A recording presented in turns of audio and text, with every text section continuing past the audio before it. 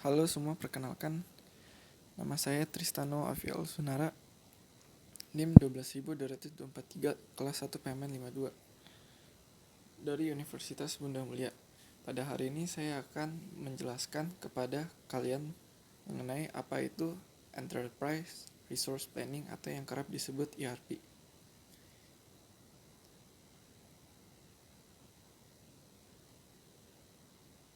ERP merupakan sebuah sistem perangkat lunak yang membantu perusahaan dalam mengintegrasikan departemen-departemen beserta fungsi yang sudah tercipta pada perusahaan.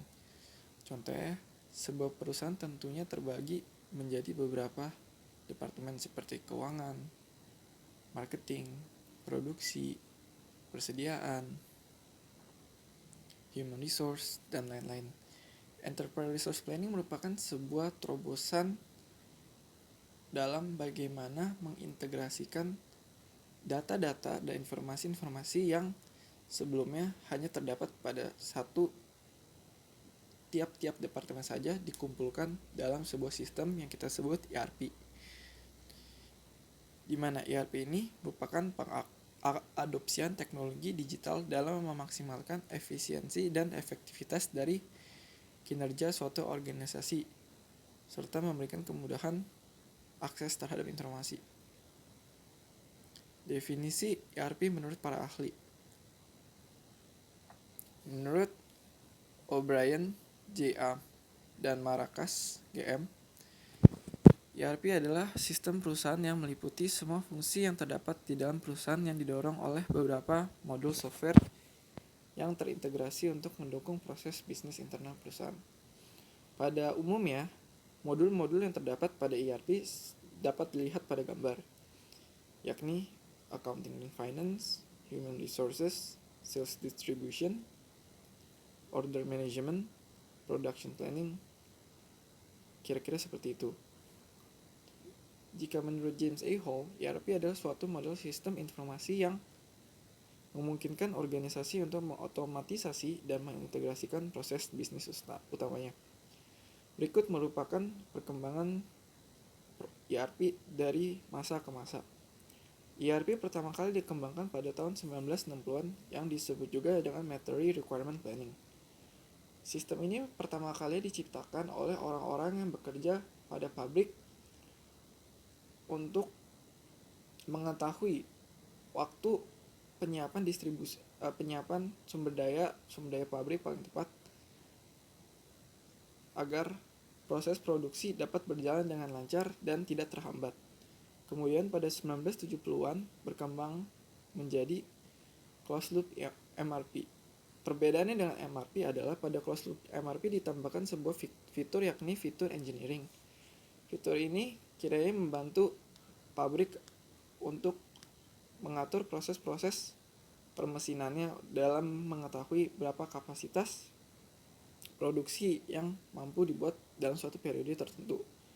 Kemudian pada 1980-an, MRP berkembang lagi mencakup lebih banyak fungsi yang sehingga disebut dengan MRP 2, di mana pada MRP 2 ini sudah mencakup fungsi finance dan human resource management yang sekiranya memudahkan divisi finance dan human resource dari perusahaan dalam men-track transaksi yang terjadi pada divisi finance dan menilai kinerja dari karyawan apakah sesuai dengan KPI atau Key Performance Index yang telah ditetapkan. Kemudian pada 1998 akhirnya kita mengenal dengan apa yang disebut dengan Enterprise Resource Planning, di mana pada Enterprise Resource Planning ditambahkan pula fitur terbaru, yakni Delivery, di mana pada fitur ini sebuah perusahaan dapat mengetahui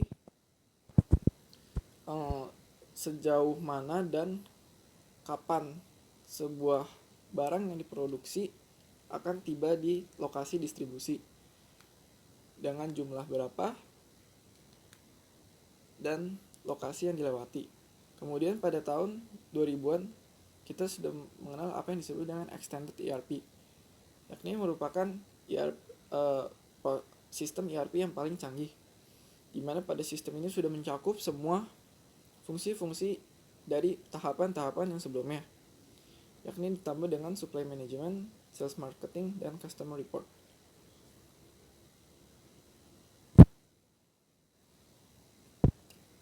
Cara-cara penerapan ERP dalam sebuah perusahaan.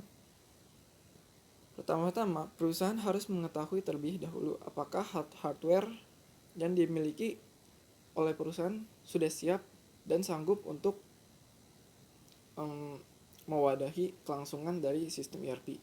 Karena patut diketahui bahwa sistem ERP mengumpulkan data dalam jumlah besar sehingga tentunya membutuhkan lokasi penyimpanan data yang mumpuni. Kemudian, step kedua, perusahaan harus memilih software supplier yang tepat. Karena seperti kita ketahui bahwa di pasaran terdapat banyak supplier yang menawarkan sistem ERP mereka seperti SAP, Oracle, Odoo, dan lain-lain. Perusahaan perlu menganalisa terlebih dahulu sistem apa yang dibutuhkan oleh perusahaannya agar sesuai. Kemudian step ketiga, perusahaan sudah harus mempersiapkan para supervisor, stakeholder maupun karyawan agar dapat mengetahui proses-proses atau mekanisme yang akan terjadi ketika sudah diimplementasikan ERP. Kemudian step keempat,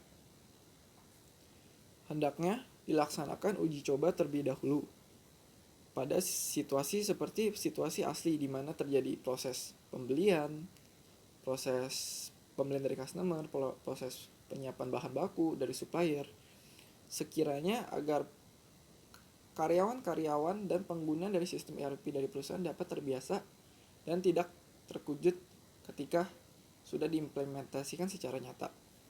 Kemudian step ke-6, tidak lupa harus menyiapkan firewall dan ID beserta password agar hanya orang-orang yang diberi akses oleh pihak perusahaan yang dapat menerima informasi-informasi yang tentunya berharga ini. Kemudian step ke-7, perusahaan harus memastikan terlebih dahulu apakah LAN dari perusahaan sudah siap agar proses penyatuan informasi dari berbagai departemen-departemen yang berbeda ini dapat berjalan dengan baik dan tidak ada data yang tercecer atau tertinggal. Step ke-8,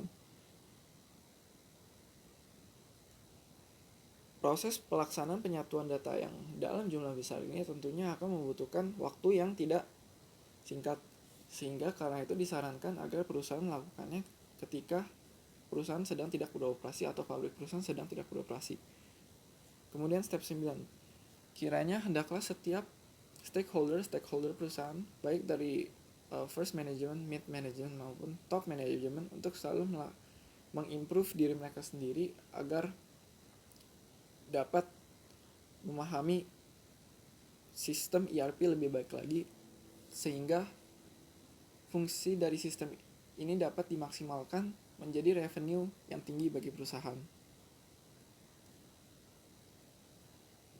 Manfaat dari ERP. 1. Integrasi data dan akurasi informasi. 2. Perencanaan dan manajemen sistem informasi. Dengan adanya sistem ERP ini, pihak top manajemen dapat memonitor dan mengetahui sejauh mana proyek-proyek maupun perencanaan yang sudah ditetapkan. Dikarenakan sistem ERP ini dapat memberikan kemudahan akses bagi manajemen dalam membuat keputusan selanjutnya. Ketiga, peningkatan efisiensi dan produktivitas. Peningkatan lama waktu yang dibutuhkan oleh antar departemen dalam menerima informasi sudah jauh lebih cepat dibandingkan dengan tidak adanya sistem ERP. Sehingga karena itu segala proses perusahaan akan jauh lebih efisien. Proses pengiriman barang akan lebih efisien, proses produksi akan lebih efisien, proses pengadaan barang lebih efisien, proses pencatatan keuangan juga tentu akan lebih efisien karena keterbukaan informasi yang dapat diakses oleh setiap departemen pada perusahaan.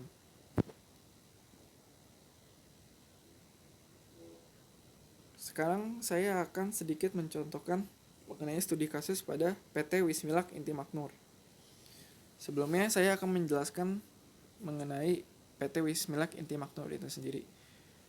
PT Wismilak Inti Makmur yang memiliki perusahaan yaitu PT Gelora Jaya didirikan pertama kali pada tahun 1962 dengan produksi yaitu hand rolled cigarette atau produk rokok lintingan tangan.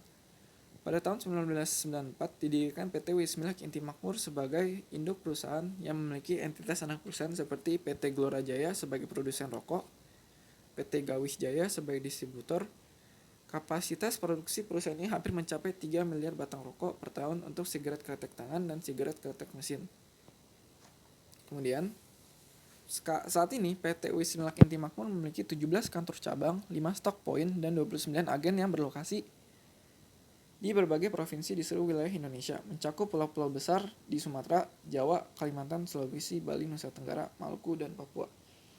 Dengan adanya struktur perusahaan yang begitu besar dan sedemikian luas, sebelumnya PT Wismilak Inti Makmur telah mencoba untuk menerapkan sistem ERP sendiri yang dibuat oleh departemen IT-nya. Hanya saja penerapan sistem tersebut tidak berjalan sesuai dengan yang diinginkan, sehingga agar dapat menjadi perusahaan yang profesional dan dapat melayani klien-klien maupun partner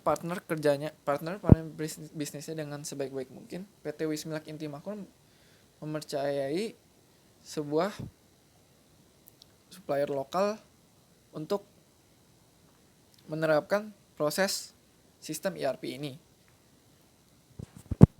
Produk ERP yang dipilih merupakan produk ERP yang disediakan oleh brand SAP. Brand SAP merupakan brand yang sudah berkecimpung lama di dalam dunia IT, khususnya pada sistem ERP ini, di mana PT Wismilak Inti Makmur mempercayakan proses pemasangan ERP ini pada sebuah vendor lokal yang nama Solitius. Dengan ada sistem ERP dari SAP ini, kiranya akan memberdayakan pekerja dan departemen-departemen dalam perusahaan sehingga dapat bekerja sama secara lebih efisien dan memanfaatkan pandangan bisnis secara lebih efektif untuk menjadi yang terdepan dalam persaingan bisnis sektor PT Wismilak Inti Makmur ini. Penerapan ERP pada PT Wismilak Inti Makmur. Penerapan sistem ERP ini akan mencakup modul-modul yang telah ditentukan oleh pihak manajemen, yakni finance, controlling, sales distribution, production planning, material management, dan project system. Kiranya sistem ERP ini akan menyeragamkan data dari departemen-departemen yang ada di PT Wismilak Inti Makmur. Sekarang saya akan menjelaskan mengenai skema proses ERP pada aktivitas bisnis PT Wismilak Inti Makmur.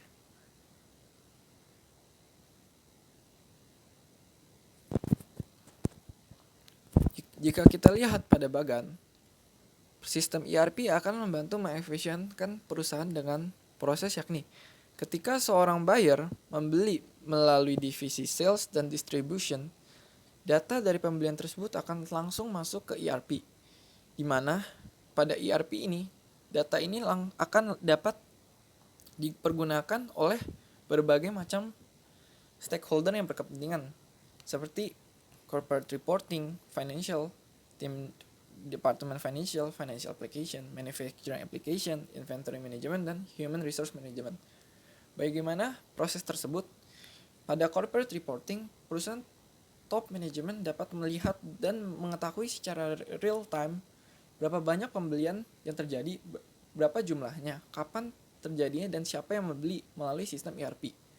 Kemudian melalui divisi finance, proses pembelian tersebut akan langsung masuk ke dalam jurnal umum dari perusahaan sehingga mempersingkat waktu bagi tim finance dalam melakukan pencatatan dan memudahkan bagi mereka.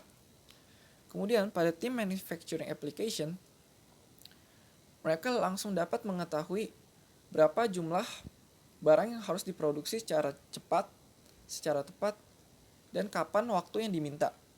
Dengan begitu akan terjadi efisiensi waktu dalam produksi sehingga tidak akan memperkecil kemungkinan terlambatnya proses produksi distribusi ke pihak pembeli. Kemudian pada pihak inventory management dapat mengetahui apakah jumlah sumber daya mereka miliki cukup untuk memproduksi sesuai dengan yang diinginkan oleh buyer.